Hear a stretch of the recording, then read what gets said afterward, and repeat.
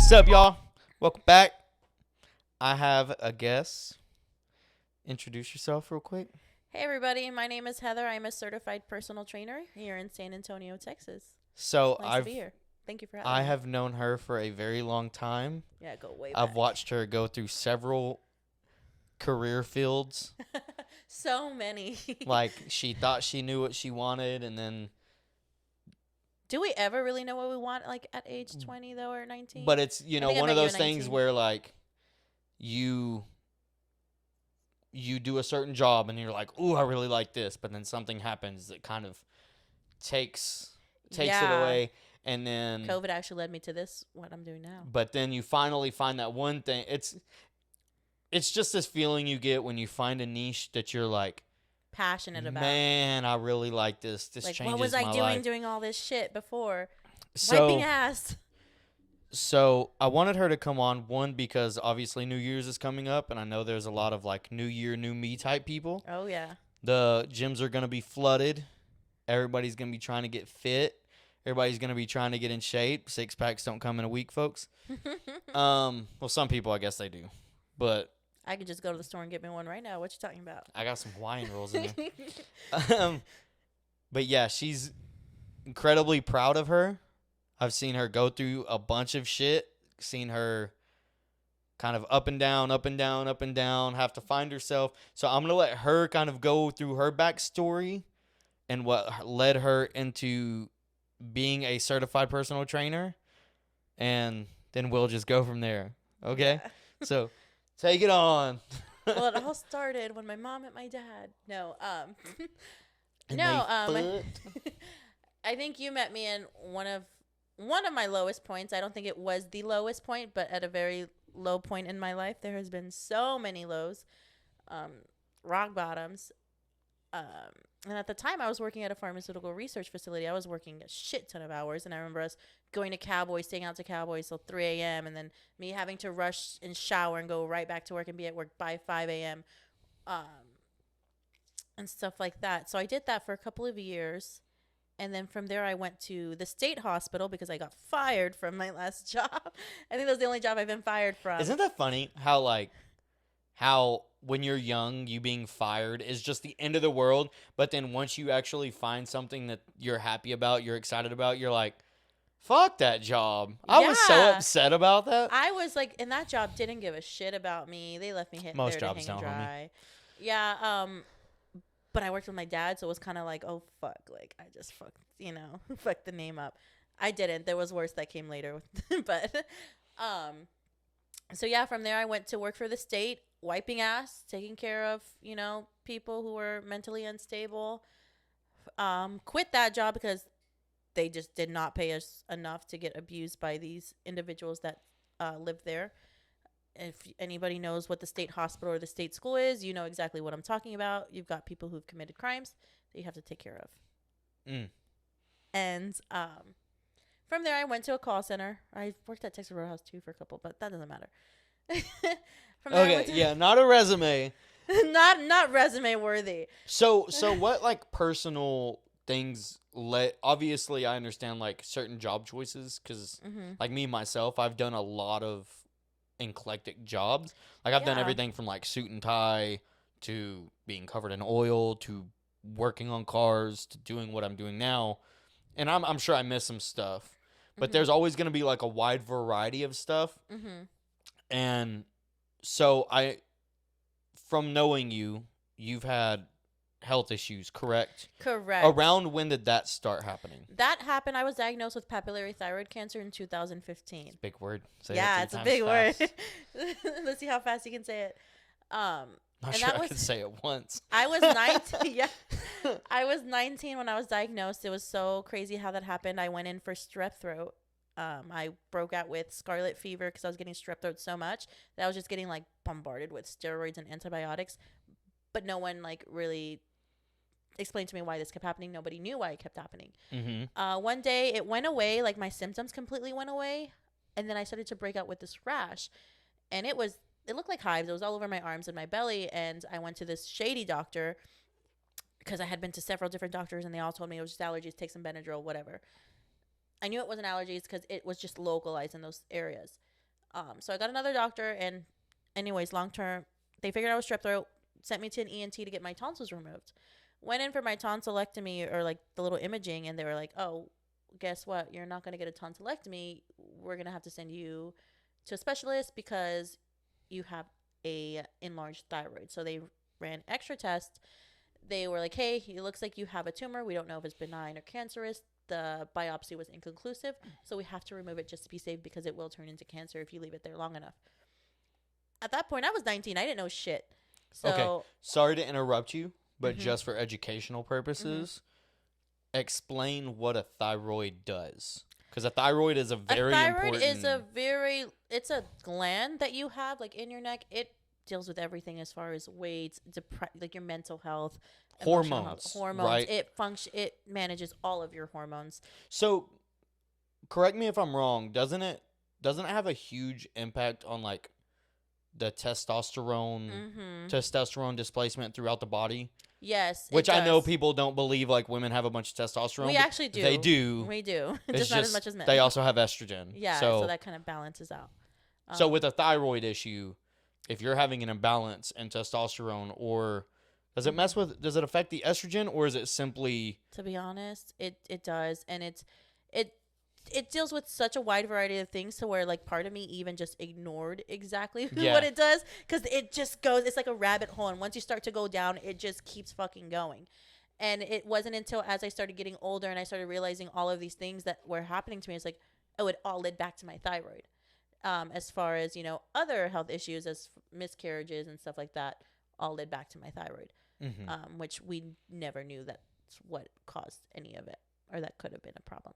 So, okay. So, sorry, I wanted to explain what a thyroid is, because I'm sure that there's a lot of people, and don't even know they have thyroid issues. Well, and I understand this because I've seen nutritionists and I've been to doctors because I've been overweight most of my life. Well, hypothyroidism is a very real thing for men as well. A lot of men don't think it can it is. affect a lot of people's weight, and a lot of people may never know. Hey, I have, and this even gets into, I know you were wanting to talk about the uphill battles with like depression and stuff, but when your hormones are imbalanced, that's so, like they have done studies, and I think it was like 85% or 86%, like it was so high that in all of their test subjects that were clinically depressed, all had deficiencies and hormonal imbalance. So then they did I don't remember the details of it, but they did placebos, and they actually did I think a lot of it, vitamin D was like a gigantic one. Oh, that one too. And then a lot of people now are really deficient in magnesium. So that's because it's hard to get unless you supplement. Yeah. But so what happens is, and I had this argument with my nutritionist, was we didn't fully, like, people don't fully understand how you metabolize vitamins. Like, you require a vitamin to metabolize another vitamin for you to intake another vitamin. And everybody metabolizes it differently. So what one version of a vitamin works for someone may not work for another person. Yeah. They have to have a different version of that vitamin. So before, sorry, I hate interrupting you, but there's so much information that I think, there's a lot. Yeah, there's so much information that can be pulled out of this, because there's probably a bunch of people that are overweight, or they've been overweight their whole life, or maybe later on in their life, and that's not right, 25 and plus, because you're starting to finally get your adult body. If you're a female, your body is changing more towards probably, childbearing. If you're a man, your testosterone is doing this weird little dance, and then as it decreases, you slowly start gaining weight. Well, that directly impacts it, right? And then that could lead to depression, anxiety, you feeling lack of energy, very insecure, like, and just not, and just that could lead to you being overweight. Yeah, exactly. Because depression, obviously, you're not feeling like you want to do anything. And then you binge, and, you get that toxic cycle. And then you try to get out of it, and you try these fad diets, these yo-yo diets. And then you... Or the worst, these damn miracle pills. Oh, yeah, there is no miracle pill that's going to make you lose everything so quick. And the quicker you lose it, the quicker you're going to gain it back, by the way. Yeah, that's a hard pill to swallow. I and I am guilty firsthand of this. I tried it all. I tried the Atkins, the keto, and everything. And Keto works. The problem with keto is it's a life. It has to be a lifestyle, though. well, we don't have enough research on it as far as doing it like doing it long term, like years and years and years and years. We think that it's good, but there's also been that weird. I don't know how. And it's problematic because it's unsustainable to the world we live in now. It's not realistic to keep to something like that unless it's medically necessary. You're a self-sustainable person. Exactly. It's really not. Unless you're disciplined as fuck and you know you're going to live this lifestyle for the rest of your life, then by all means, if it works for you, you're healthy, do it. Okay. So, once again, sorry for interrupting you. No. I just wanted, because that is a big thing. Like, and I know on here I'd previously talked about like getting blood panels and making sure that all of that stuff is in check, because some people might just think that they're destined to be fat, and that's not. Sometimes that's not the case. There's been cases where there's like a 350-pound guy went and got his testosterone checked out, and then just with him getting TRT, a healthy dosage. I'm not talking about steroidal amounts. A healthy dosage dropped 80 pounds by barely changing his diet, and that was just because he had so much estrogen in his body that it was just.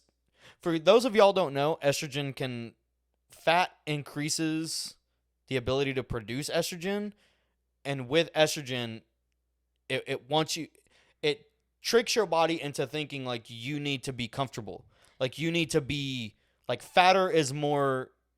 I don't know how to explain it, but it allows you to gain weight. And the bigger you are, the more you produce. So then if you're a 210-pound guy, you might slowly gain weight to 240, but then 240 to 270 might be like this. And 270 to 350 might even be faster. And that was something that I had to find out like through research and actually like listening to people who didn't give a fuck about my feelings, because they were like, listen, dude, you're fat. You're not going to have discipline at first because you're going to have all these cravings. You're going to have all of these issues. And then to top that all off, your body's going to be going through so many changes because you're fighting that urge to do nothing because you're fat. You're probably low testosterone because you're fat. And then it's just like downhill. Yeah. And then guess what happens? You start losing weight, and now, man, I feel better. Now I'm more spry. Now I'm this. And I don't know if they tell you. Do you know how much 1 pound of body mass is equivocal to like gravity weight? Tell us. Isn't it like 9 pounds? About, yeah. It's like 9 pounds? It's something like that. That's so much. Think about people who lost like 30 pounds. Like 30 pounds off of their body weight. Isn't that like 240-ish? It's something like that. I don't know the math of them. I think it would be like 240-ish like gravity pounds off of your knees, your back, things like that. Maybe I'm wrong on the math. I was like, I'm not going to speak on that because I don't know the math of that. But even if it's 100 pounds, even if it's just 30. I mean, anyone losing 30 pounds is going to, like, their knees are going to be grateful for that. But even if it's 30 like pounds of compression on you, that's crazy. And then to think that it could be like all the way up to past 100, maybe past 200. So, sorry, that's just some. These are all things like you're not hopeless. You're going through the same shit everybody else is going through. Exactly. And actually, that's the first thing I recommend to clients who have told me that they've tried to lose weight and, you know, they've been unsuccessful. It's, hey, have you had your annual checkup? I need you to request a full panel, a full thyroid panel as well, because some will check for T3 and then, you know, their T3 is fine, or T3 and then T4 is completely like. And you crazy. have to request them. And you have to request them, because if not, they will not do them. They will give you a generic like $99 panel. You have to actually request them. And I know the reason behind it. I'm not going to get into it. It's big insurance. Yeah, so you have to request it, unfortunately. It's upsetting that you have to ask for it.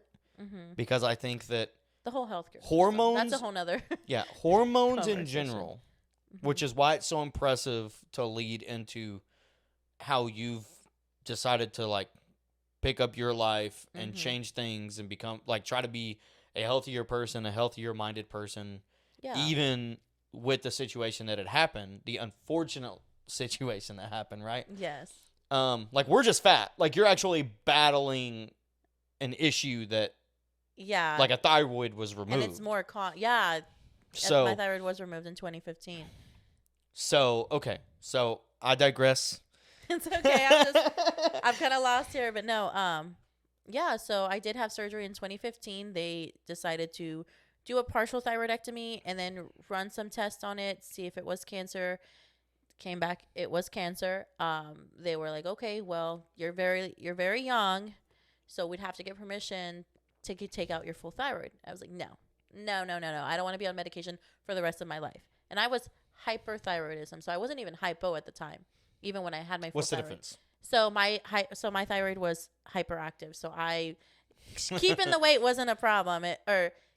I wasn't big. I wasn't overweight. I was very hyper skinny. Means it's overdrive, like an overdrive. It's and overworking. Hypo means it's slowed down. It's slowed down to low function. So let me correct myself. I think earlier I said hyper. No, did I say hypo? Okay. You said hypo. So mine was very overactive.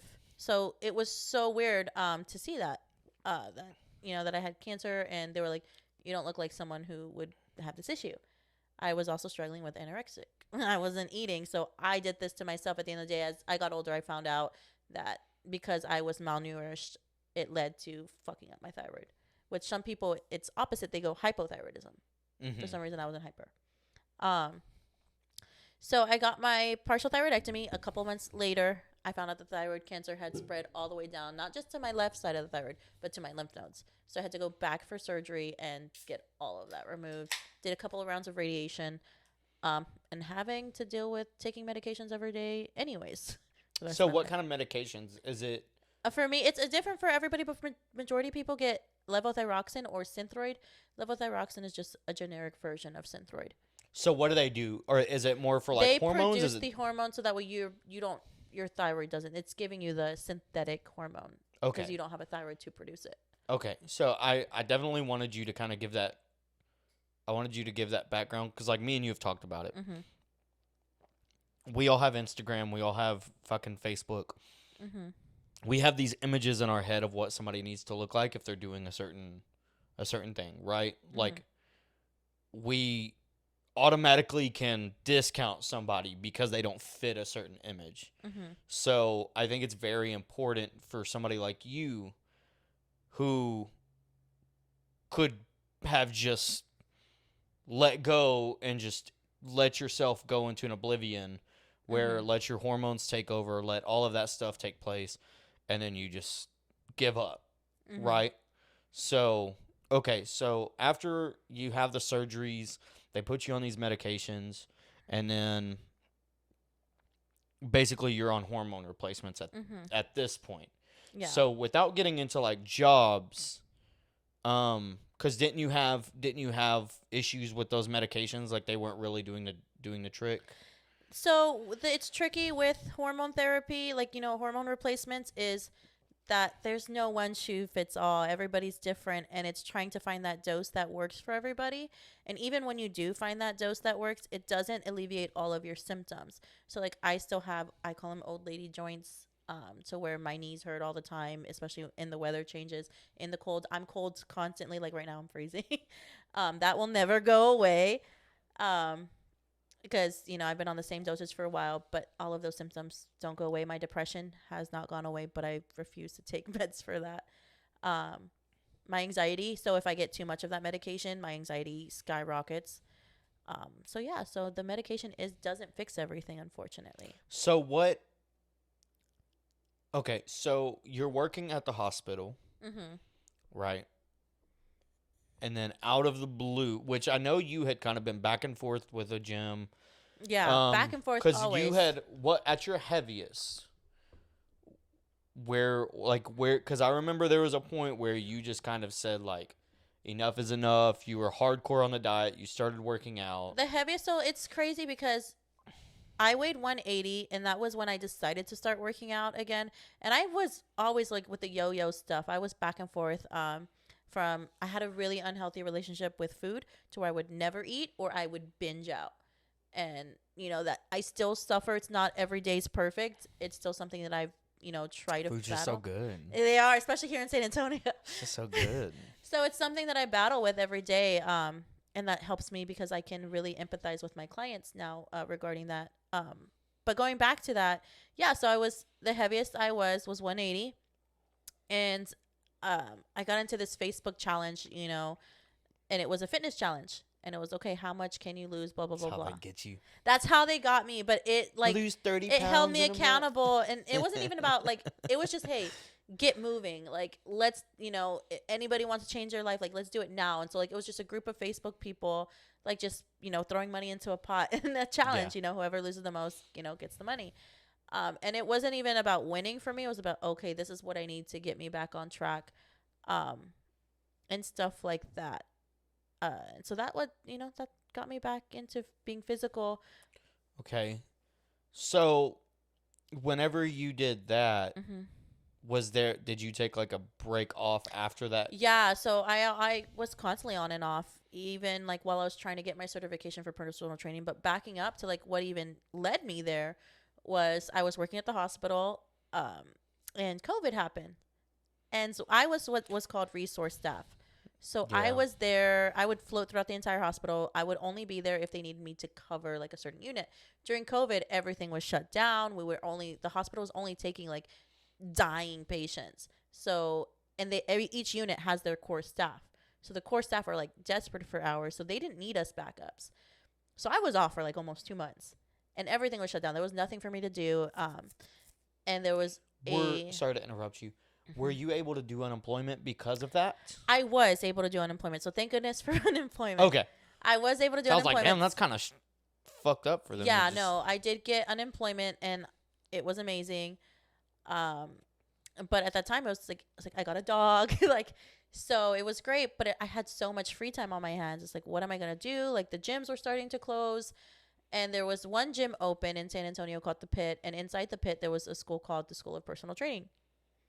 And I was already like back and forth with, my fitness, habits or whatever, and my weight loss journey. And, the owner was like, hey, like, just come in, check out class, see how you like it.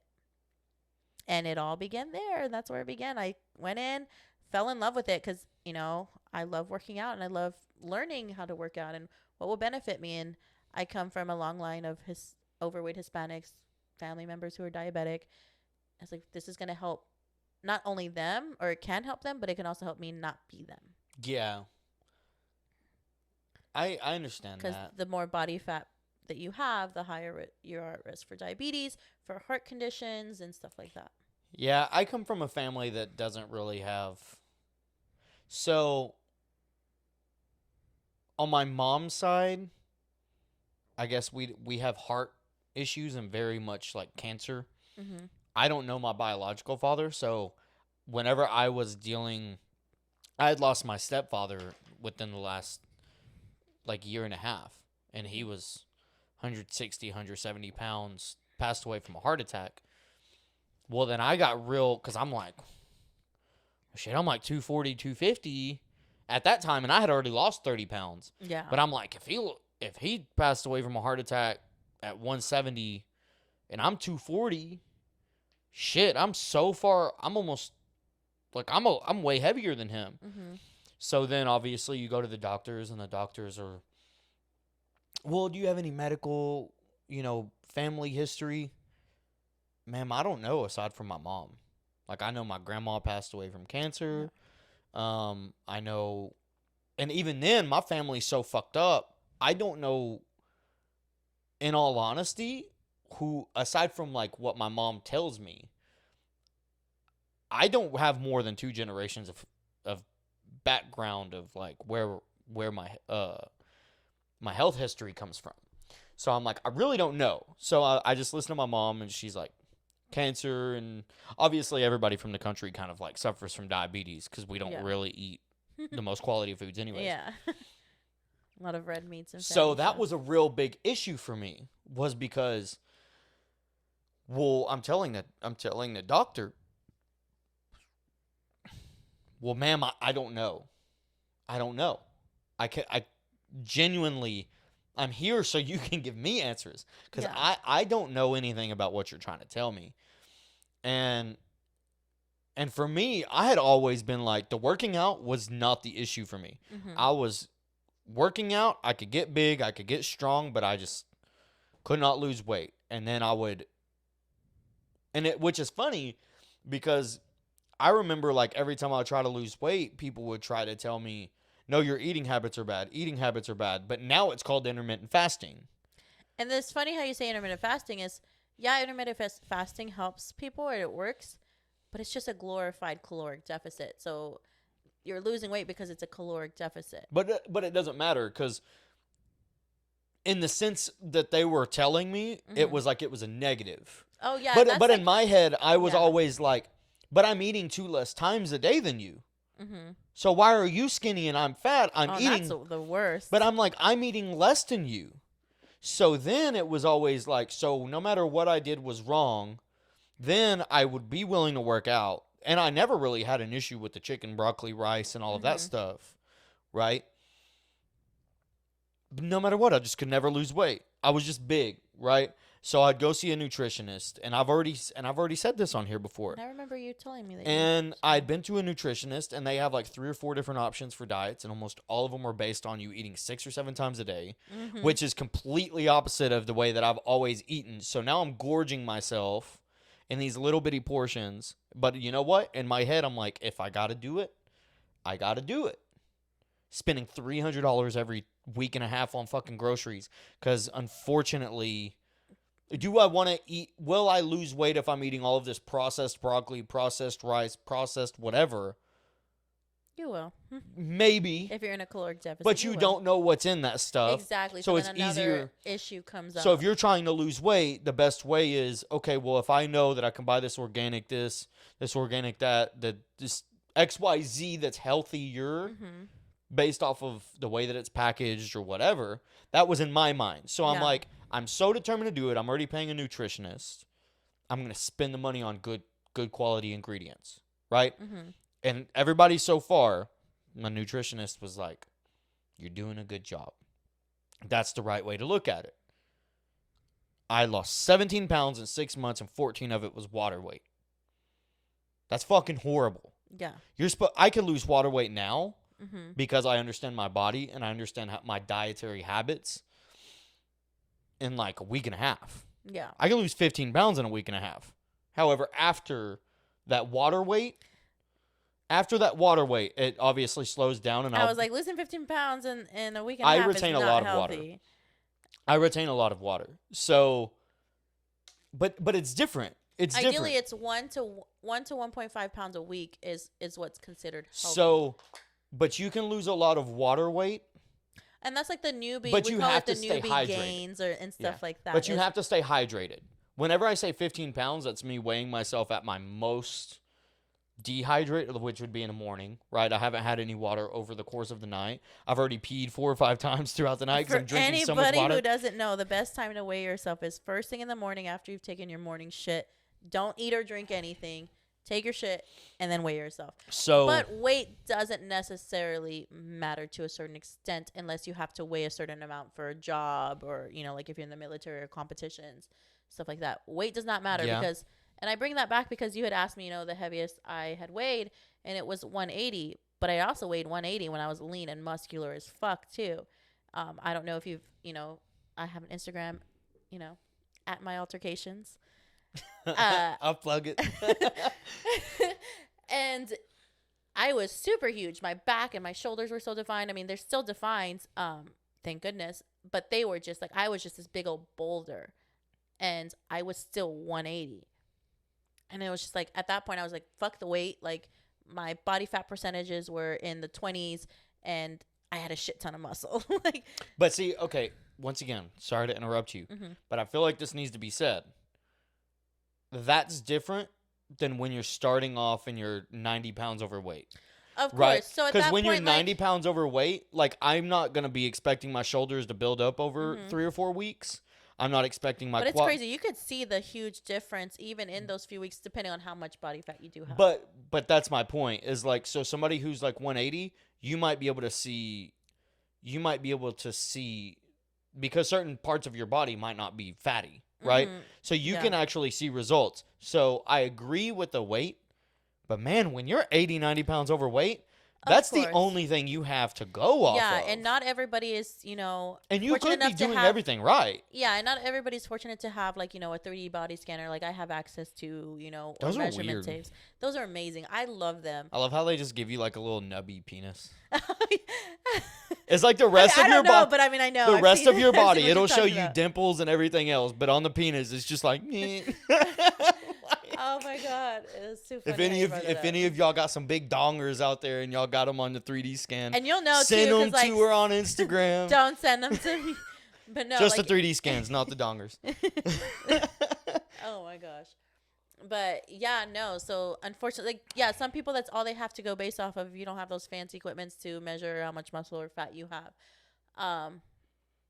But so yeah, weight plays a big part, but I would definitely, recommend getting a gym membership so where you can have access to a 3D scanner. Or I think like now even Rocks offers it and stuff like that, some 3D scans. Yeah, they do. Some of them just aren't very.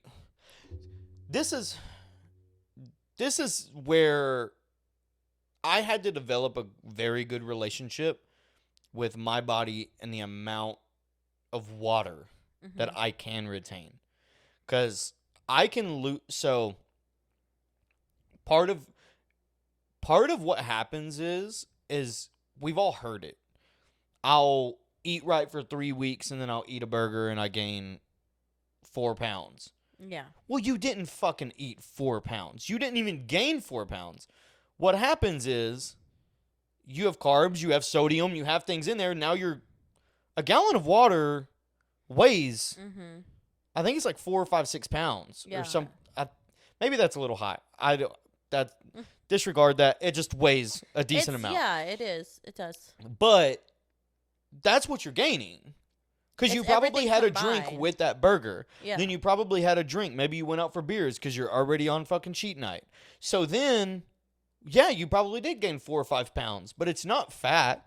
And then what happens is that person who put on that 4 or 5 pounds back, well, fuck, man, I'm just never going to be skinny. And then they just stop. Yeah, and it's not even stop. That's when they end up going to that binge. Well, I've already done this. I might as well keep eating this shit until, next Monday. And then next Monday turns into, oh, I'll start up again next week. And that's why I tell a lot of my clients, like, hey, I don't even say you get a cheat day or you get a cheat meal. That's unsustainable. That is just unrealistic. Especially, I work on the south side of San Antonio. We're a Hispanic-based community.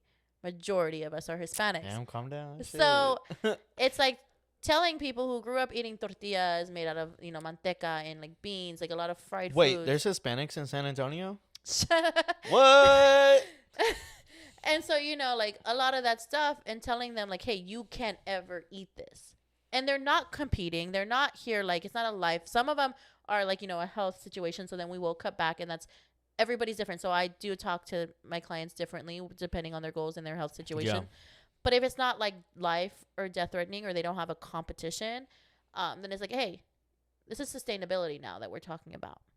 That's hard though. How can we tweak it to where you're hitting your goals and you're fully satisfied with your nutrition? I'm not a nutritionist. I'm not a licensed dietitian. So I don't give out meal plans. That's one thing that's out of my scope of practice. And a lot of personal trainers out there who don't have any of those licenses or certifications fuck up that way, and they can cause some real damage, but that's neither here nor there. It's, like it's all about being sustainable. So I don't tell them, hey, you need a cheat day or, you can only eat this in this window. Like, no, hey, if you want some, have some. Don't indulge. Don't overdo it. Because if you tell someone, hey, you can't have this, guess what? They're going to have it. And when they do, they're going to stuff their fucking face or have so much of it. And then they're going to sit in that guilt for the most part. And it's been a cycle that I've seen a lot, not just with myself, but with my clients and other people, just in general. I have a principle of mine. If I have to tell myself not to overindulge, probably should not be eating it. Because I do not have the mindset. Yeah. Which I can be very disciplined, but I don't even have the mindset of like I can have cheat meals. Wow.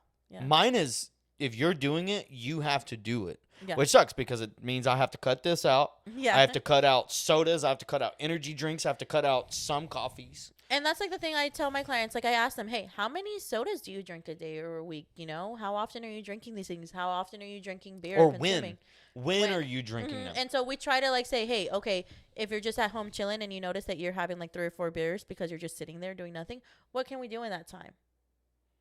Yeah, that's 3 or 4 beers that is literally doing nothing. Yeah, so, and alcohol is a whole nother As I'm drinking macronutrient. beer. Yeah, so like, yeah, and it's a whole nother macronutrient, which people don't know. You know, you've got carbs, fats, all that stuff, and alcohol. But protein. Virtually no and it nutritional has 7 value. calories per gram. Yeah, virtually no calories. nutritional value. And what people know is it doesn't stop fat loss. It won't keep you, if you have like a beer every now and then, it won't keep you from your goals.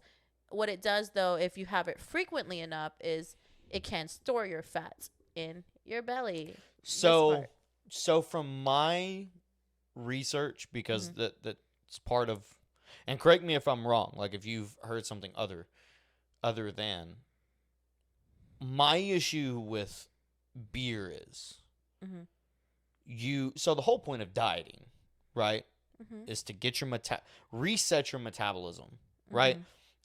Get your body set on intervals, whether it be 6 times a day, whether it be 1 time, whether you intermittent fast, whatever it may be. Get your body on an interval so your body learns, this is when we get nutrients. This is how we disperse them throughout the period, because we know, okay, he's been doing this for a month. So if he eats once a day, we have to make these calories last 24 hours, right?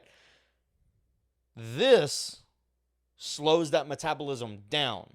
So it doesn't even slow it down. It halts it for a second because it treats alcohol like a toxin. But so as soon as you consume it, what? Isn't that what slowing down means? It's slowing down. It halts it. So what it does is when you consume alcohol, it treats it like a toxin. So it's trying to get rid of that shit ASAP. So it puts everything else on like completely halts it because it needs to burn that shit. It needs to get rid of it. But that's what I mean, though. So then, So you start to store it. So it's not even okay. You're gonna lose it eventually. You end up starting to store the fat. But especially if it's frequent. It takes like 2 or 3 days for you to. Now the caveat to this is drinking a shit ton of water. So whenever I had gotten down to my lowest weight, I was able to continue losing weight because I would consistently every single day drink about 1 gallon to 1.5 gallons of water, and I knew if I'm gonna drink that night, have to have 1 gallon beforehand. Because you're hydrating yourself. Hydration so basically, I'm flushing my system out. But if I did not do that, yeah, for sure, it was always, and I learned that from my nutritionist, that 2-3 day mark, I would stay until about the 2nd day, and then I would probably see like about a pound difference. And then I would start going back I would drop like 2-3 pounds overnight, and then I start going back to my normal rotation. And that's just assuming that you're only consuming the alcohol. But what happens with the majority of people when they're drinking, they're on a night out and they're drinking. Oh, Whataburger sounds good on the way home. And then not only are there fats already in the carbs being stored, now they're consuming even more of that. So you've tried the different diets. So now that you've had experience, because obviously I'm going back on my diet. The only reason why I haven't yet is strictly because I'm in vacation mode. Like we're about to travel to Denver. Oh, okay. And in holiday season, and I was like, there's zero reason for me to diet for a week. And then, because that's only going to make me want to indulge more, because I had been lacking for that week. What is your personal, do you prefer running on fats? Do you prefer running on carbohydrates? Carbs are our main source of fuel. See, I'm the opposite.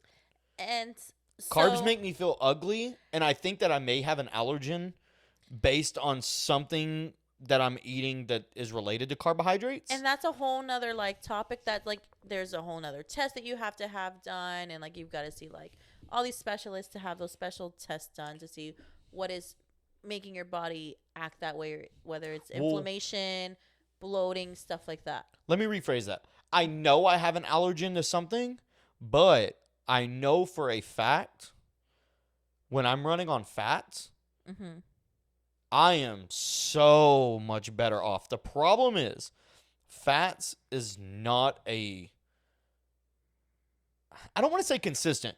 It is a very consistent energy source. The problem is with like the difference like that I've noticed, I can be hungry while having energy on fats. Carbohydrates, if I'm hungry, I feel nourished. So like, and the other thing is I've noticed, because the only diet that's ever worked for me, and I've tried every single thing, has been carnivore. Now, for somebody like me, right, and I do my blood panels every 6 months just to verify, like, hey, I'm not putting myself at risk for, heart disease, and because we still don't actually have adequate enough, and not just that, information on red meat. How are you doing your carnivore diet? Because people do it very different ways. So I want to hear how you're doing it. Just carnivore. You just eat meat, or basically are you incorporating veggies, fruits? See, so that's another standpoint as to where humans are not meant to be carnivores. Never were we ever. Well, when I lost weight, I did have some fruit. However, it was so minute that it was virtually just so I could go to sleep. Because my problem is I have cravings to where I can virtually taste whatever I'm craving. So if I'm craving a burger, like, dude, I'd be craving shit that I haven't eaten ever. Yeah. But I could taste it. Like, whatever my mind thought that thing tasted like, I could taste it. So the best way to dissolve that was, okay, I got some watermelon. I'm going to get some very water-saturated sugar in me. And then I'm going to be able to go to sleep, and I'm going to chug a couple bottles of water, and I'll just deal with the piss situation. Yeah. The other issue is with plants. Some plants you can react differently to. Like me, I've always been okay with greens, but greens have never had a nutritional value for my specific body. So I don't know if it's something that's with those greens. What do you mean it doesn't have a nutritional like benefit, whatever those plants are doing, or like however I'm digesting those plants. And with that being said, 100% transparency, it's not like I'm going to the farm and picking the shit. So maybe there's some form of pesticide, maybe there's some form of plastic, maybe there's some form of another thing that's external from the plants that's just attached to that thing that has been in the processing situation that I have a reaction to. But like, whenever I was on that one diet, guess what I was doing? Whenever I was on that actual like legitimate nutrition, chicken and greens. And if I was, even the rice that I was getting was typically cauliflower. So it's like, I'm only eating greens. I'm only eating greens and like the most lean chicken. That's 4 meals. And then my snacks are either nuts or fruits. And that's like the downside of, dieting and stuff like that is when we look at a healthy diet, it's not supposed to be just chicken and greens. But that's my point is when you look at your plate, you want to see protein. You want to see like a healthy amount of different color vegetables. Well, that's the thing. Like that whole color thing going on. That's the thing, though, is I would have, and it wasn't always chicken, right? No, but I'm saying, but that's like the baseline. Sometimes, obviously, you're trying to go lean, so you would go lean hamburger meat, or you go ground turkey, or salmon. But you know what I'm saying? And yeah, salmon was one of them. So was tilapia and other stuff like that. Like that, I just knew, hey, it's easy to make. It's relatively cheap. Because who can afford to eat salmon every single fucking day, 6 times a day? I do it for my dog. I feed her salmon. But it's like, salmon's expensive. Yeah. And then on top of that, I don't buy it for myself, but I buy it for her. Everything else you're eating is expensive because it's all dietary. And then I had just noticed, and this is in 100% transparency, if I took out the greens and I had just doubled the amount of protein, and I said, all right, we're going to eat chicken, ground turkey, and salmon, I would have 100% lost way more weight than what I was doing at that moment. And maybe I would have had to eat less because I'm already gaining. Now, this isn't for everybody. I'm not saying that everybody works that way, but I've tried the healthy, right? The healthy way where it's chicken, rice, broccoli. Chicken, rice, broccoli. But that in itself is not healthy. And I think everybody is set on this mindset where chicken, rice, and broccoli is healthy. I mean, but in a sense, by a yeah. healthy standpoint, you're getting the majority of like what. No, you're actually not getting everything that you need from the same greens, vegetables, and chicken and rice. But what would you be lacking? Lots of different stuff. Vitamin K, potassium, like all that stuff that other veggies do have. And so when people think of carbs, they think, oh, it's rice. And it's like, no, carbs are also carrots, tomatoes. All of that have carbs. Yeah, I mean, I've tried it all. I mean, so whenever I say chicken, rice, broccoli, there was some carrots in there. Like I had a wide variety because I get my palate. It was so bland, and you're eating it 6 times a day. Well, 4 times a day, and then you're having your snacks. And that's why I say it's unsustainable, especially for someone who's not used to eating all of that. But it was one of those things where, like, I had tried it that way, and it just so happens, and now, once again, this is all just me. This is my specific. At the end of the day, it's whatever works for you. This is just my specific body. There's something inside of these vegetables, and now maybe it would be different if I'm going farmer to table type deal. I function the best on carnivore. And everybody's different. Where it's like steak, eggs, sausage. That's basically what I eat with like bacon. God damn, I got burps. Basically on keto. Yeah. But the thing is like that's kind of a weird one, is because like the carnivore people won't accept that it's keto, but then it's like you break it down to like the nutritional, like what you're doing, and it's like, yeah, you're low carb, high fat, but even moderate carnivores, protein. They still eat berries and stuff like that. They still they still. That's why I was asking, to what extent are you? No, you can. Carnivore. I'm full carnivore most of the time, but whenever carnivore and beer, meat and beer. Well, I ain't on it right now. Shit, I'm on junk food and Red Bull. But the best kind of diet is something that you can do forever. And well, see, with the carnivore is the good part about carnivore is you can cycle it. Now the problem is you have to have discipline enough to cycle it on and off with a healthy alternative. Because the problem with carnivore is obviously with any diet where you're lower in carbohydrates. The second you introduce carbohydrates back into the diet, your body's freaking the fuck out and it wants all of them. Carbohydrates are so good. That, not only is it just going to want all of them, you're going to like indulge, you're going to really binge, but your body's also not going to react really great to all those new carbohydrates that it's been deprived of. You're going to get bloated. You're going to, exactly, like a shock. So you're not going to feel great. So, yeah, that's just what had worked for me. And I told myself, and it has zero to do with New Year's. I had already thought about buying this stuff way back when, and then we had started this, and just, you know what I'm saying? For me, because this goes into like self-reflection. I think one of the most important things you can do as a human being is understand your inadequacies.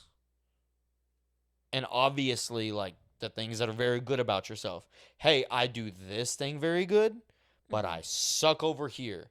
Yeah. And I think a lot of people are scared to self-reflect and understand that. Like, I think, there you go with that I think again.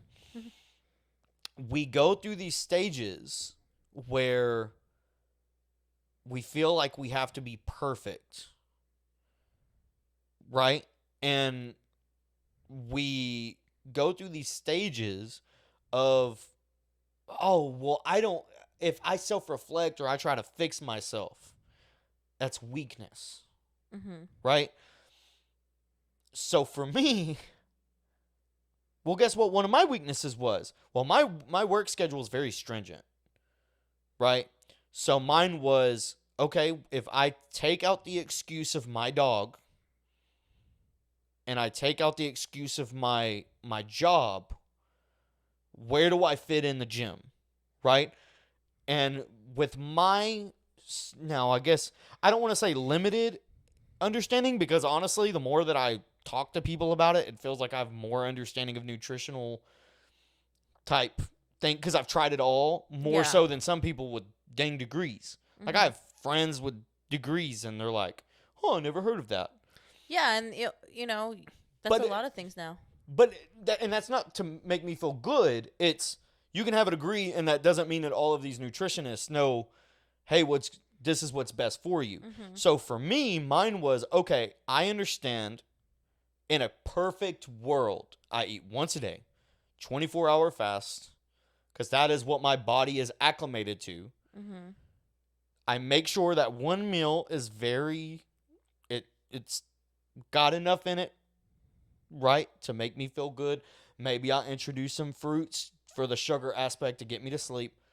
But where do you fit in the workout? Because if you fit it in after work, well, you're already 12 hours into a fast, and you don't have energy to push weights. Yeah, that's another thing I was about to say, is touch base on, is when you're only eating once a day, yeah, you're not going to have energy to really do much, whether it's body weight or, heavy So you know weight. what you do? What do you do? At least for me. This is just for me.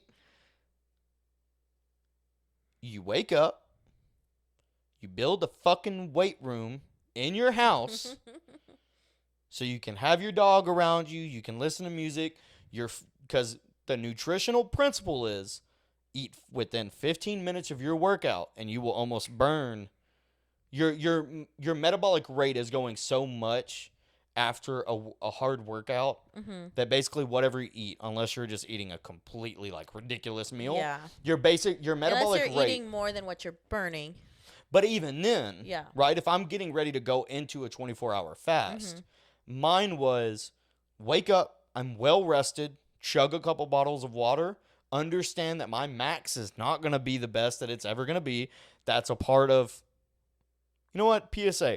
Guys, you don't always have to fucking max out on every rep. Yes, like, and it's not healthy at all. It's going to lead to injuries. You don't have to. It's going to, Focus on technique. Focus on how you're lifting it. Lift the proper weights.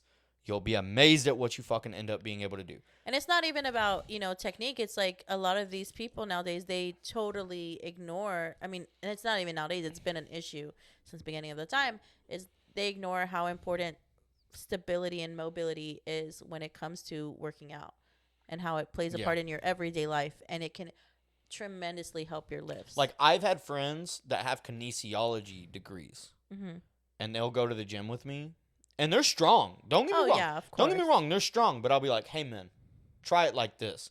Because they'll be, like, getting on me. They'll be like, bro, you're not that strong.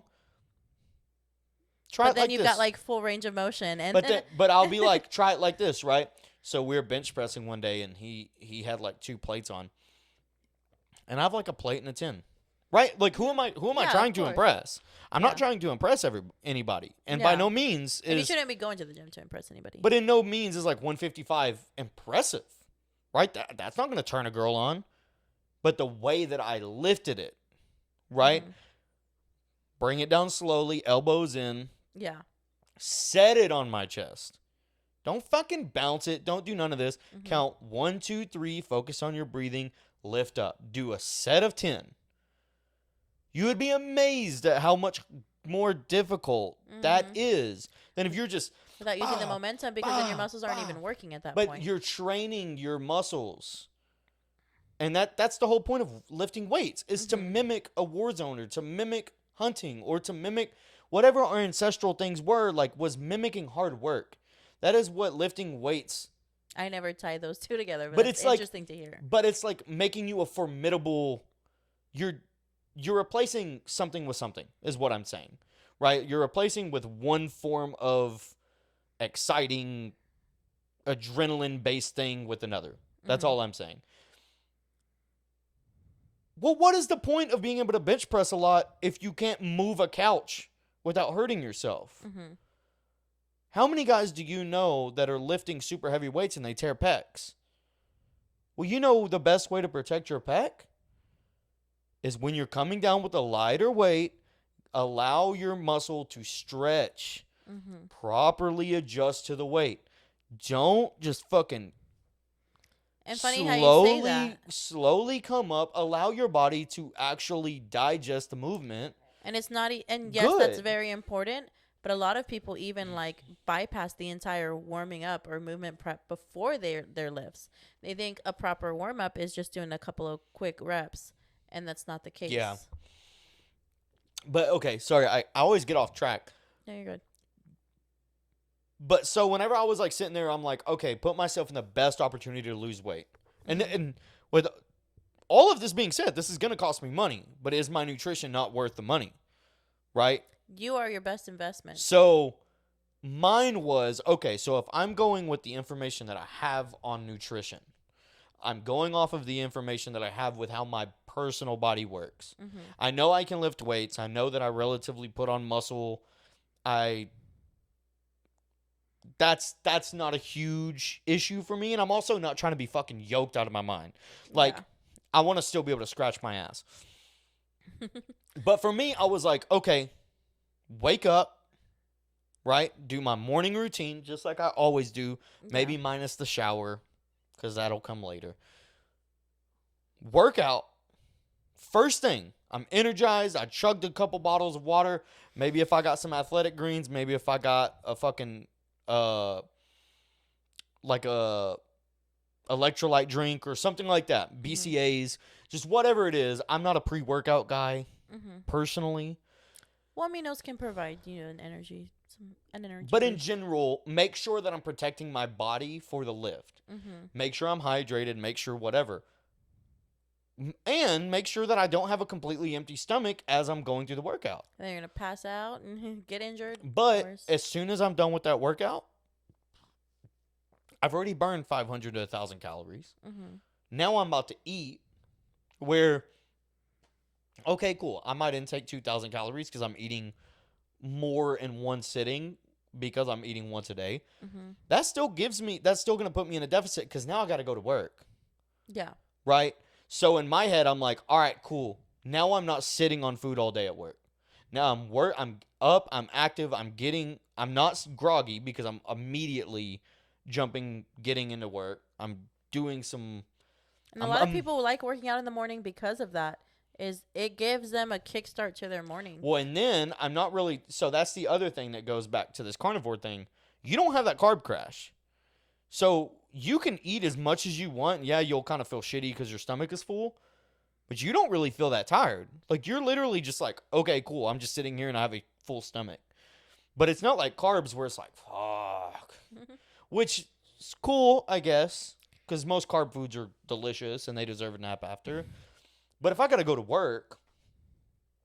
Now, I think that carbs do have a special place if you're trying to, like, bulk. Yeah. Right? Like, I think there's a world where, like, both, they're necessary.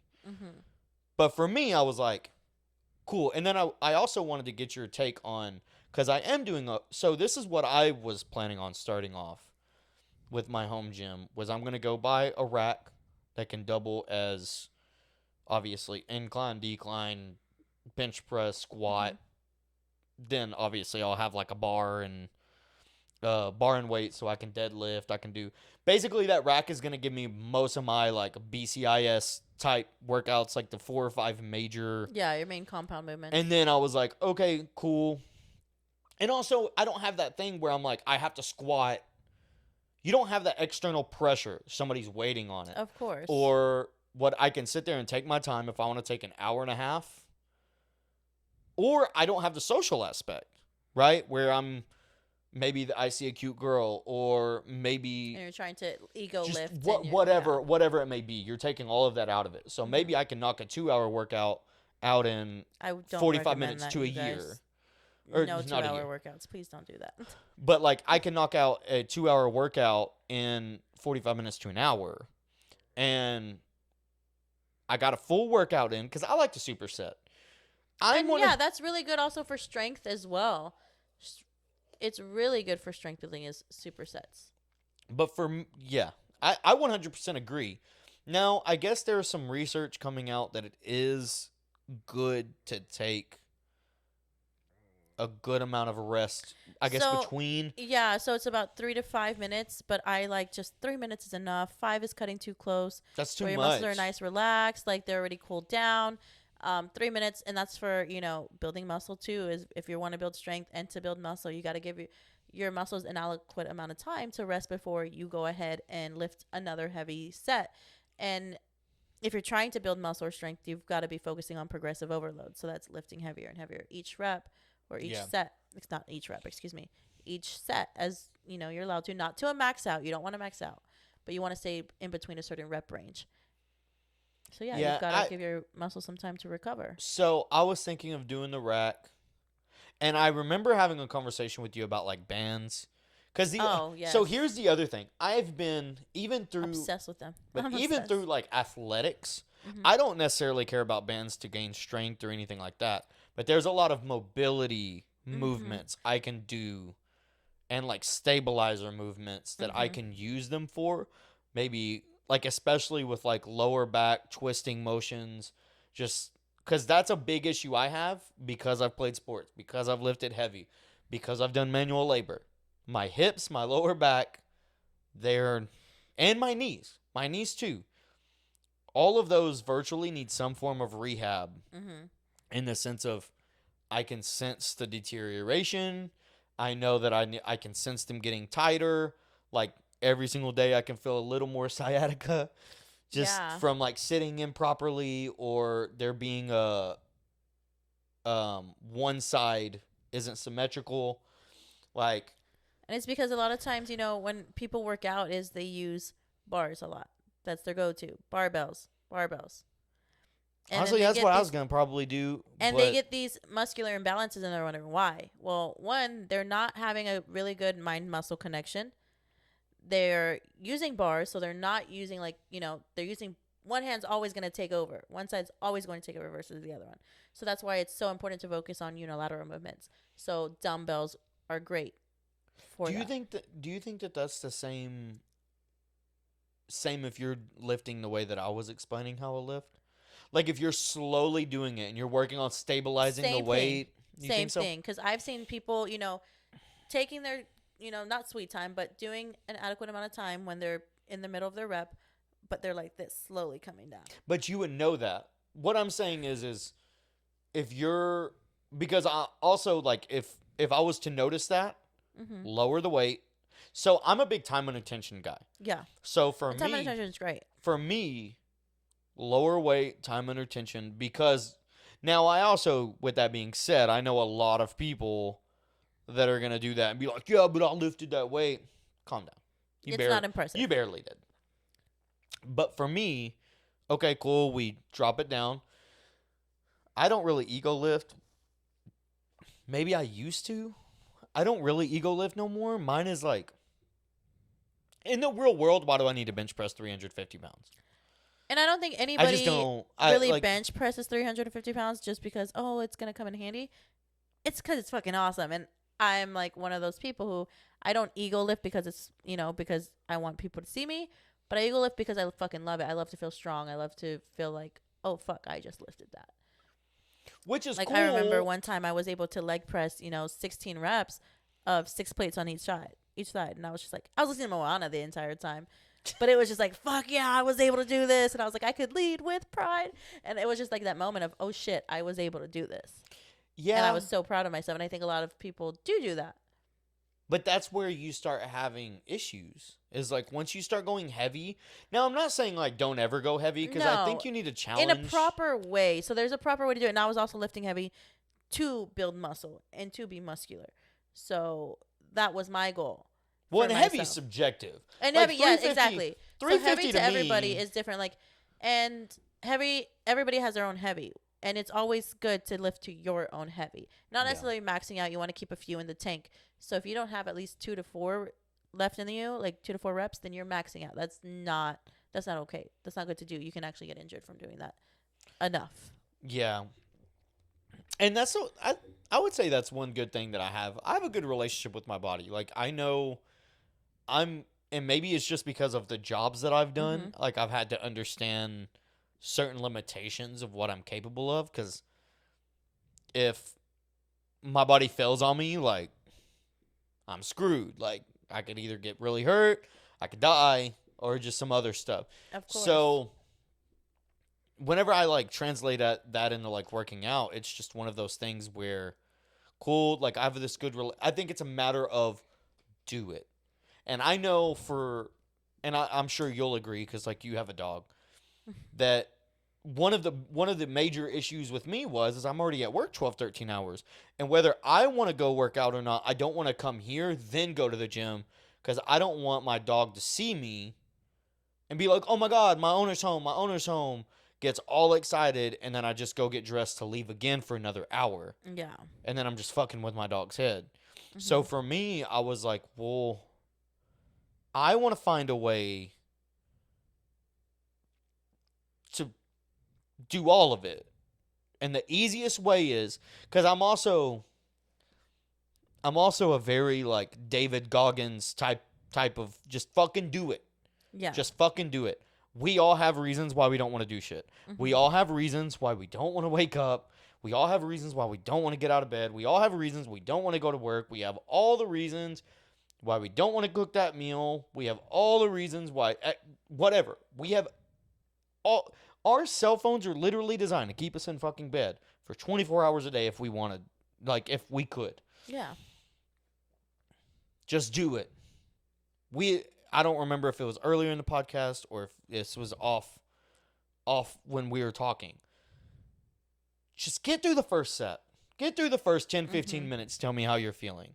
Yeah. And a lot of times the hardest part is showing up or is starting the workout. And then as you're going through it, it's like, oh, this is why I come. This is why I show up. I guess like maybe this is a toxic trait of mine. I don't even believe in like pre-workout because I'm like, if I'm relying on an external source to motivate me, like if I have to drink this drink to give me energy so I get my fat ass up to go into this gym, I'm doing a disservice to myself. Yeah. Now, I understand why some people drink pre-workout. I also think that there's a very unhealthy relationship with supplements, which is why I'm particularly against them. Yeah. Is because I watch all of these people and they just never cycle on and off of them. Their adrenal gland is just completely shot. They just 450 milligrams of caffeine every single fucking day, dry scooping. You don't look that's cool. the unhealthy way. And that's where like they fuck themselves over, is because they're doing it not as, it's supposed to be taken. And with me, I am one of those people who really, really relied on pre-workout for a long time. I loved my beta-alanine. I was like a crack addict with that shit. That's the problem, though. And it was like, because I was so depressed and, I never wanted to do anything. I would work 13 hours. Like, you know what, I'm tired, like whatever. And it got to a point to where I was like, no, like I know I need to work out. Like I know I'm feeling sad today or whatever the reason is, but I don't want to fucking go. And so that was the way to get me to the gym. I would literally chug my pre-workout. So I had no choice but to start working out. Yeah. And so I would run to the gym because at the time I was having car issues. So I'd run to the gym, work out, and run all the way back home. And so in order to do that, I would literally just rely on pre-workout. And recently I just switched to, instead of buying pre-workout already made and stuff like that, I used to be a diehard Redcon fan. Total War was my shit. That shit's crack in a can. Now I make my own. And so I take out the caffeine. I add beta-alanine if I want it for the day or not. And I rarely ever do that shit. Well, there's also healthy alternatives where it's not necessarily caffeine, it's vitamin B. Yeah. Right? So, like, there's other things that you can take, and there's alternatives that even you can... honey now, like, honey gives you a little boost of energy, a bunch of other stuff. It's just, for me, and I understand why somebody would want to do pre-workout. I always used it as, like, a mental test. Was because I'm like, okay, if I just work 12, 13 hours and I'm moving around all of this stuff at work, can I... My mind is the only... Because obviously I know my body can go. It's, can I trick my mind and my body into doing this thing, even though naturally my body wants to go to bed? Yeah. And it would be like, the other thing is also, I just work 12, 13 hours. So for me to go take pre-workout, consume like 300, 400 milligrams of caffeine right before I'm going to bed. Yeah, that's not good. That's never gonna You're not fucking go. sleeping. That's never gonna go good. Plus, I'm ADHD. Yeah. So caffeine has a weird relationship with me, anyways. And some people have the opposite effect. Like they take caffeine and they're It asleep. crashes. Yeah, they're like. That's no. how it does me. Although pre-workout would give me a nice. It would pump me. It's not the same as like what everybody else is, where they're like, ah. For me, it was just like, all right, cool, I'm awake. It's the same thing as like a Red Bull. Yeah. Cool, I'm a little more awake. It's not like it took away a yawn, maybe. I don't know. But for me, I always used it as like it was like a mental test. Mm-hmm. Can I talk myself into doing this thing that I do not want to do? And even for me, there was some nights where I would go in and I wouldn't even like do like a whole workout. I would go in there and I'd be in there for 30, 45 minutes and I would have busted ass on like 3 or 4 workouts. And I'm like, you know what? I did it. So, I did it. I didn't complete the whole workout, but I'm like, I did the thing. Mm-hmm. I can go home. I'm tired. Like, and it wasn't like I still had in the tank. Like, it's like I'm going home. Yeah. And like I'm struggling like driving. Yeah, of course. So it's like I am tired, but it's like in that moment, I've already worked 12, 13 hours. I've worked out for 30, 45 minutes doing supersets, which is decent. It's actually really good, and but that's decent, right? That should be your workout time. So period. For me, I'm like, all right, cool. I can call it quits, and I can feel good about myself. And that's even if I just walked into the gym and I'm just dog tired, and I'm like, you know what? Just get through 15 minutes of cardio. Mm-hmm. We'll throw it on incline. We'll throw it at like 5-6 miles an hour. We'll just go up the hill. Just start moving. Just do it. Just come in.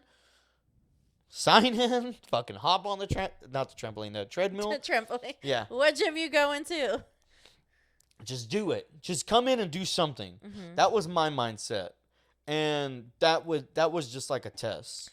Something I want to touch base on is you mentioned right now that you only completed 3 to 4 exercises that day. How many do you normally complete on a regular? Depends what group. Because there's some groups that you can use, mm-hmm. or there's some groups where like example chest, right? Like there's certain, like you can probably get away with doing 3 or 4 workouts mm-hmm. and getting a really nice, mm-hmm. like getting a really nice pump. Like example in my case, like I'm doing slow pause reps on bench mm-hmm. press. I'm doing slow pause reps on incline. Of course. I'm doing cables or like just whatever it may be. And then like legs, I'll do legs twice a week if I'm going 5 times out of the week. And then I'll split a whole leg day up. But how many exercises in between 2?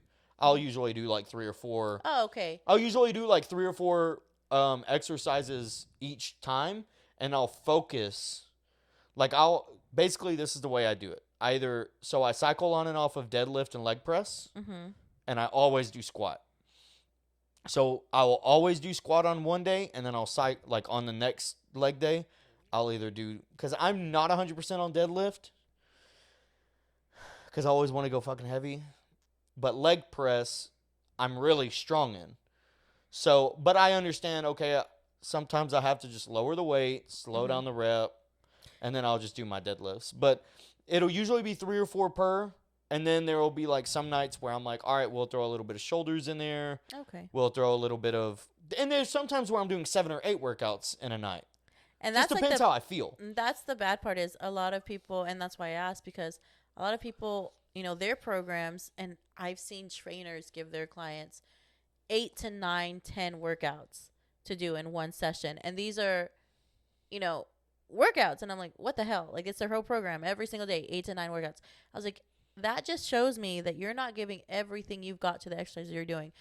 And a really good workout should only include maybe 3 to 6 exercises. Like, I think if you're doing a chest day and you're also doing an arm day, mm-hmm. right? Because the way that I see it is you're going to want 2 different tricep workouts. You're Yeah. probably going to want to do And that's two. where I do like 6 is Yeah. because it's 2, 2, and 2. Well, But then depending on you'll what you're do working like out. 2 types of like bicep workouts. Like you might do a hammer curl, then a traditional curl. You might even do just you might do just whatever it might be. You're doing like different things for different movements, but then you're also doing, hey, maybe I'm doing bench press. Maybe I decide to do, because I usually won't do incline and decline the same night. I'll usually do one or the other. Yeah. But And that's then why I it's so will important go to over have to a program. cables and I'll do time under tension on whatever the one I didn't do. Yeah. So in that case, I might do 7 or 8 that night, but I will do 3 or 4 dedicated to this muscle group, 4 or 5 to this other muscle group, but they're almost exclusive. I guess bench press, you're using some of the other stuff. And that just goes to show if you're able to do that, like, it's all right. Now you're not really giving everything you have to those other muscle groups, which is where, like, a program is where you need to have, like... It's just hit or miss, though, because I can do bench press, and even though my arms can feel tired, I also have to understand, because my arm feels tired, that does not mean my arm will grow. Oh, yeah, of course. So in the sense of me trying to grow bigger arms, I can bench press, I can incline, I can decline, I can do cables. I can have my arms wobbly. And I might even be sore. But that doesn't mean, like, example, like your arms. Your arms is like that's like the perfect example. You have to isolate those muscle groups for you to see your shoulders included in that. You have to isolate muscle groups to do it. So, like, I can do all of those other ones, but unfortunately, you're just not going to get around, like, that isolation work where you kind of just have to do it. And even if, like, you're feeling tired or weak, you don't always have to be the strongest guy in the gym. Yeah, no, of course.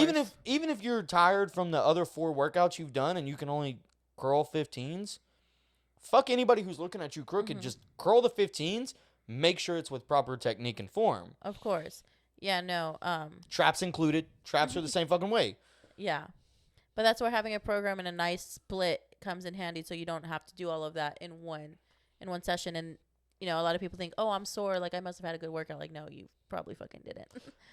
You can have a great workout and shitty recovery. And that's a other thing, is I had talked to my roommate, Jonah, the boy. I was like, I want a sauna. Yeah. I was like, I would not mind a sauna. I would not mind to go get a tub, maybe an ice machine. Oh, and I'm like, because that is a huge part of recovery process. I can do everything else and understand that if you overwork yourself, all XYZ, name it, you need to be able to recover, and that includes sleep. That's where the muscle growth really happens. But part of the thing is like, what happens is people will get in this mindset of, oh, I'm tired, like you said. Oh, I'm tired, I'm exhausted, that means I have a good workout. Don't be fucking mad when your arms don't grow. Because guess what happens when you want them arms to grow? If you want 18-inch arms and you're 6 feet tall, homie, you shouldn't even be able to fucking pull a U-turn in your vehicle after. Because what it's going to take for you to grow your arms, like me, I have long biceps.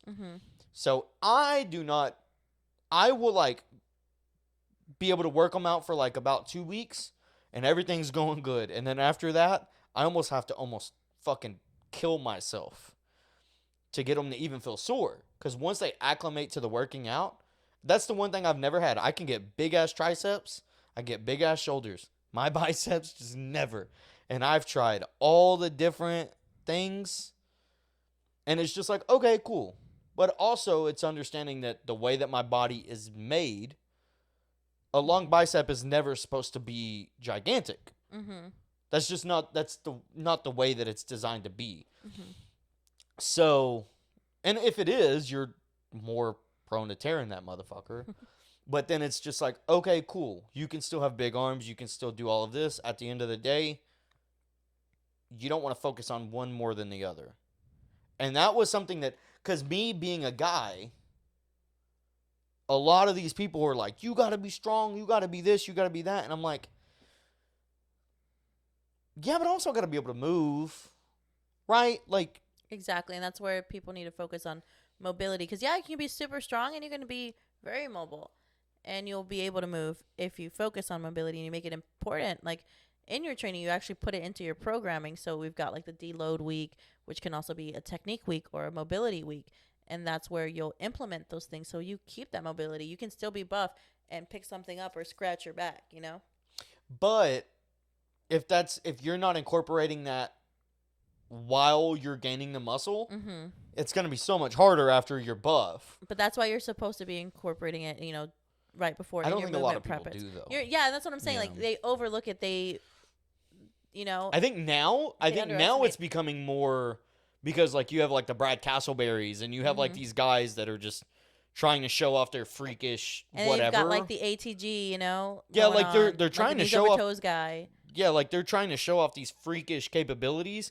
I don't think that used to be a thing. So I think now it's like, hey, our bodies can do so much more. The more freakish that we can show off, which obviously includes flexibility and all of that stuff, now I think it's becoming a thing. I don't think it was before. I think it was like, how big can you be? It was for aesthetics only, and now it's like, oh shit, it's also for, you know, quality of life and, you know, longevity and all this other stuff. Well, and that's part of the issue is, like, you get these jacked ass dudes, and it's just like, bro, what are y'all can't fucking move. Yeah.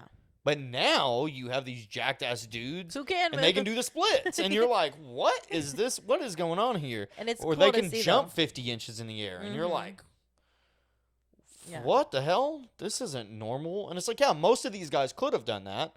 Like, they squat so much, comparatively speaking, to their body weight. They all could have done it. They just never did. Yeah. So, but yeah, I'm trying to do a home gym here. I want to do it. That's great. It's a really good investment. But because I want to have you on again, too, because I guess we really didn't even get to the meat and potatoes of what I wanted to talk about. I know. We can definitely come on again.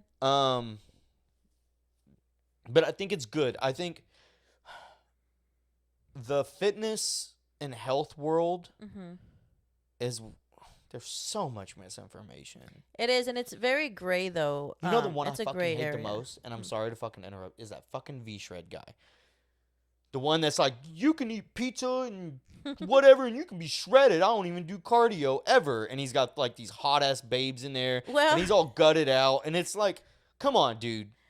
It's funny. You don't need to do cardio to look, you know, a certain way or to have abs. It's so hilarious. We all have abs, and you'll see it after your body's like under a certain body fat percentage. And you're engaging your core through. If you're doing your lifts properly and engaging your core, you'll see your abs and you'll get abs. Hear me out. However, cardio is really good for your cardiovascular system. That's what I was going to say. So if you're looking at it from a health standpoint, yes, you should be doing cardio. No, and that doesn't mean running 3 miles a day. No, it can literally just be elevated heart rate. Exactly. So HIIT workouts, dancing, all of that. That's why I want a sauna. Oh, yeah, and a sauna too. Go do sprints, sit in a sauna for 20 minutes, keep my heart rate really at like good. 150, and that just boosts metabolic rate. Yep, it has so many benefits. Yeah, I hyperventilate in saunas. There's just like so much misinformation, and everybody's trying to take advantage of it, right? Because at some point, U.S. was the #1 fattest country in the world, and I think what are we now? I think like 6 or 7. Oh, we're slowly decreasing because I do think the pandemic freaked a lot of people out. Because I think the pandemic shined a huge light on unhealthy people. I think. There I go with I think again. There's a lot of heart diseases. There's a lot of diabetes. There's a lot of things that are attacking people that are overweight. And these are all things that I like. High blood pressure. That I had to come to grips with. And it's exacerbated by if that's something that's along your family lines. Like, if you come from a family of heart disease or high blood pressure, high cholesterol, so on, which we're still trying to find out the actual relationship with cholesterol. But, you know, cholesterol can keep you from having cancer?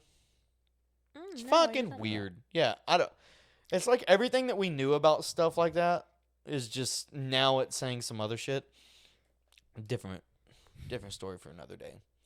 But there's so much misinformation and these people that are just genetic freaks mixed with hard work. Yeah. So they have these bodies, or this is why you should drink my pre-workout over this other pre-workout. This is why you should take this stack over that stack. Yeah. This is, oh, fuck a diet. You don't need that. You just need this. And it's like, no, you need a diet. Like, you need a diet. And it's and then these pills. It's even worse. Yeah. And a lot of people don't think about like genetics come into play. Like some people just look like that because of their fucking blessed. But you know what they'll say? Because I've had this argument with people that were like could literally take 8 months off and still have a six pack. Yeah, but I work hard. No, I'm not saying you don't work hard. Yeah. You're a genetic freak. You have. It takes you a week to get that six pack back. Mm-hmm. You go back to the gym for 2 months and you're back shredded. No, but that's because I work hard. You're not understanding. There's a guy out there that's 300 pounds because both of his parents are 300 pounds and he's trying to find a way to become a healthier person. He doesn't have that genetic aspect. Maybe if he loses that 300 pounds, maybe there's like this chiseled, weird Adonis that's underneath it. Maybe that boy is meant to look a certain way. Yeah, because some people will work so hard to get that six-pack, but it's like, bro, not everybody can have a six-pack no matter how hard you work for That's it. a weird one, right? Body composition. Yes. It's like there's guys that I know that are like so fit, and they don't look it. They don't look like it. Like me, I can be this big and I'm still relatively fit. I'm still relatively athletic. Yeah. So, but then we run into those situations where like there'll be these guys that go to the gym every single day, diet, on point, everything, just some love handles, a little bit of that belly, just whatever. And it's just, the other thing is like you get on Instagram and you're like, but I'm doing the same thing this guy's doing. And that's where social media is fucking, man. I think it's toxic. Not everybody's going to have a six pack. Not everybody's, it's just, it sucks. I ran into that. It causes a lot of damage. And it also gives out misinformation too, because now anybody can make a video and say, oh, this is what is good for you and blah blah blah blah, this is how you want to look like me. Weight. Yeah, it's like nobody's gonna look like you. Can I get your doctor's number? Like, or it's just, it's unrealistic.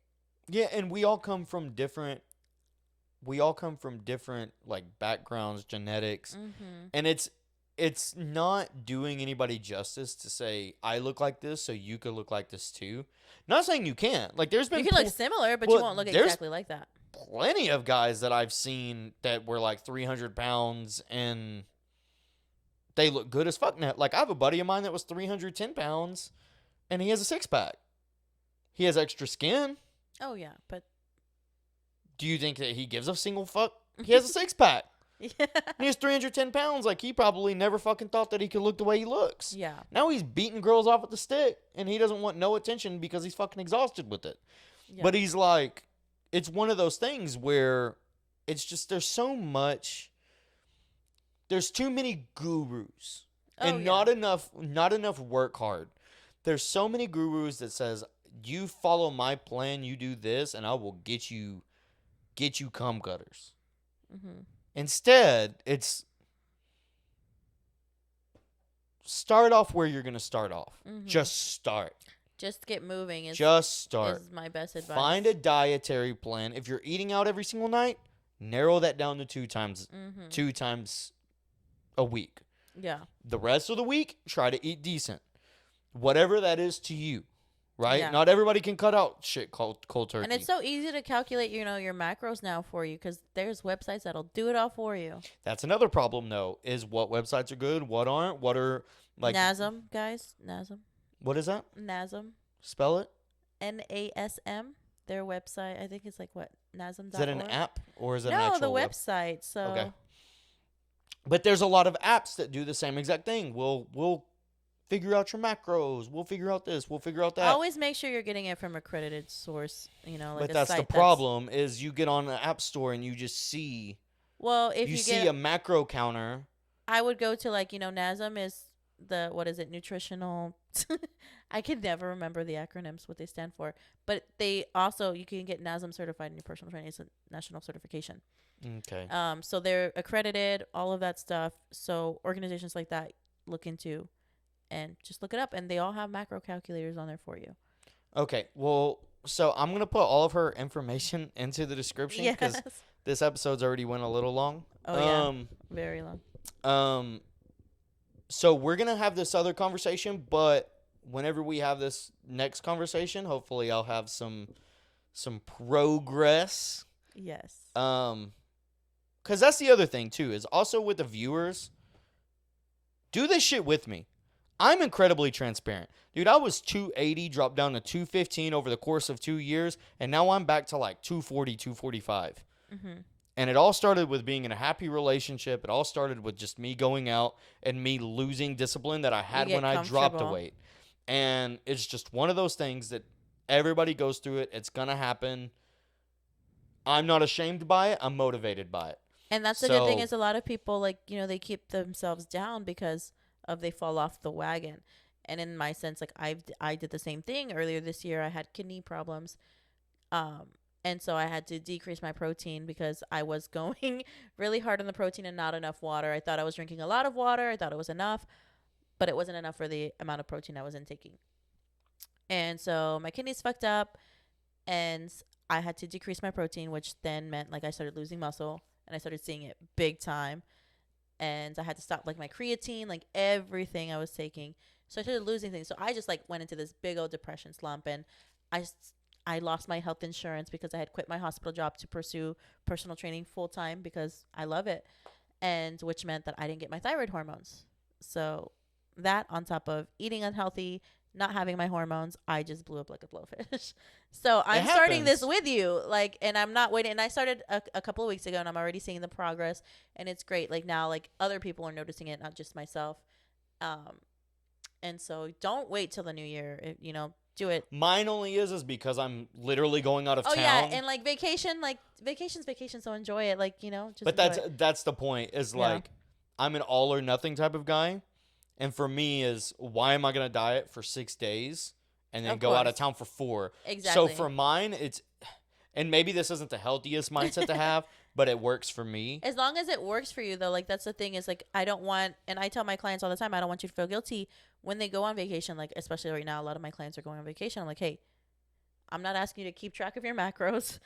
I'm asking you to enjoy yourself. Just don't overdo it.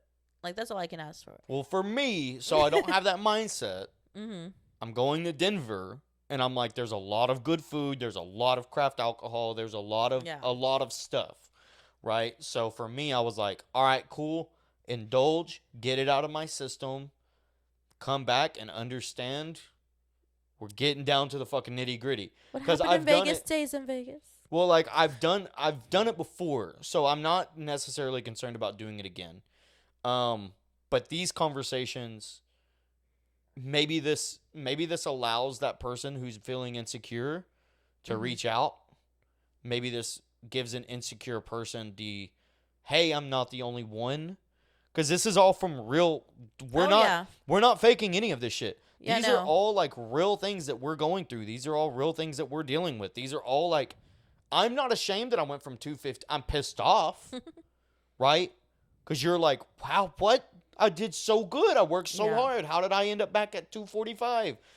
Yeah. But it's life. I could either spend the time beating myself up or acknowledging, all right, I slipped up. Self-talk myself into being motivated to do it all again, and now come back and be like, fuck that 215, we're going for 205. Yeah, and that's great, especially like when, you know, I like to document when I'm on my weight loss journey, you know, and stuff like that, and the workouts that I incorporate, and, you know, my nutrition. I'll post, you know, along as I'm going along, and it's awesome because then like so many people resonate with it, like, oh my god, this is a certified personal trainer, someone who knows like what to do, but they fell off. It's like, well, sometimes I don't think that you get I don't think that you get the authentic trainer. Yeah. I think you get a lot of the hoorah. I think you get a lot of the big, bulky, fast, I have all the answers type of trainers. And to see a trainer that doesn't look like every other trainer, actually is telling you, hey, I just went through this experience. I'm taking this knowledge I have to lose the weight back, get back to a goal, and so on and so forth. That is important. And it's how I've been able to empathize with my clients. I think that's how you gain people that want to be trained by you, because at the end of the day, we're all human, whether we're fat, skinny, in shape or not. We're all human. We want to be loved. We want to be looked at. And we also want to relate to the people. Well, if we have a spouse, we want them to look at us like we're attractive, and we want to feel good about ourselves. Yeah, of course. So, and the problem is going back to what we had just talked about. There's so much misinformation that we just don't. It's so stressful because you're trying to get a grip on it. You're trying to educate yourself on it. You're trying to find out what works for you. And you have some dude saying you can eat pizza while you're on this diet. Then you have other people that says only eat 1,000 calories a day. Oh, and nobody. I would never give someone. But you know what I'm saying. But there are people out there that say stuff like that, and it's like caloric deficit. You don't need to eat shit. And that's just like it's not insane. Good. That's a caloric deficit. Literally, is just maybe 100 to 200 starting off. Less than what you burn. So or more than what you burn. But I think it's good. So what I'm gonna do is I'm gonna put. She's already offered up her Instagram. That self plug. I'm going to put it down in the description. I'm going to put anything else that she wants me to put.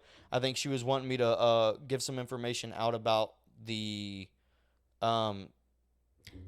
School of Personal Training. So I forgot the name of it. That's it's okay. So if anybody is interested in becoming a certified personal trainer, or just has any kind of excitement about the fitness industry, or maybe starting a fitness career, learning more for either yourself or to build your own business, work at a gym, help your family members, check it out. It's a hands-on school, so it's not like you do something online and you work, or you go in and you just read a bunch of shit. No, you're actually learning this shit hands-on as far as stability, mobility, lifts, muscle building. We offer extra certifications such as leg and glute development, so that's one of the courses that I help assist, teach. We've got suspension training and kettlebell training certifications, so cool. Check it out. So I'm going to put all of her info in the description. And then if y'all have any questions, she is a certified trainer. Yes. Reach out. I can't guarantee you it'll be free because all the good things in this life cost a little bit of Skrilla. But yeah, I mean, I appreciate you coming on. I appreciate you giving me some insight. Like I said, we'll do this more. And now that I know that you're kind of going back through it, yeah, hopefully next time we both can kind of share kind of like how we're going about things. And we might even be able to talk each other into like, oh shit, maybe this might work, or maybe just go. Of course. Maybe instead of, it can be more of a collaboration versus you're the trainer and I'm the fucking. No, of course. And dumbest. I'm always here. I'm always open ears, ready for some feedback, ready to learn new things. I'm learning every single day. So. Got you. All right. Thank you on for that having note, me. Peace.